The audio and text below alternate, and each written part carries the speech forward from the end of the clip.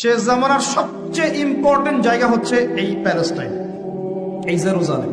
এই জেরুজালেম থেকেই শেষ জামানার সবচেয়ে বড় বড় ঘটনাগুলো ঘটবে।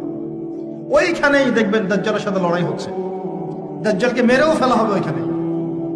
ওই জায়গাগুলোতেই ঈসা আলাইহিস সালাম আসবেন, ওখানে ইমাম মাহদী, সবই ওখানে। শেষ জামানার বড় বড় ক্যারেক্টার সব ওখানে, সবই ওখানে।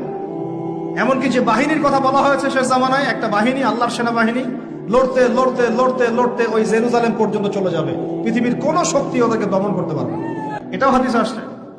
এমনকি এমনও হাদিস আসছে যে লাতুকাতিলুন্নাল ইয়াহুদ, তোমরা ইহুদদের সাথে যুদ্ধ করবে, নবীজি বলেছেন। এমনকি কোন ইহুদ যদি, ওদের কোন যোদ্ধা যদি এই পাথরের বা গাছের পিছনে গিয়ে লুকায়, গাছ এবং পাথর কথা বলা শুরু করবে, ইয়া মুসলিম, হে মুসলিম, হে মুসলিম সৈন্য, আমার পিছনে একজন লুকিয়ে আছে, আসো একে হত্যা করে যাও। গাছ এবং পাথর কথা বলবে। গাছ পাথর কেন কথা বলবে? কারণ আল্লাহ পাকের জড়বস্তু দীর্ঘদিন ধরে এদের জুলুম দেখতে দেখতে অতিষ্ঠ হয়ে যাবে।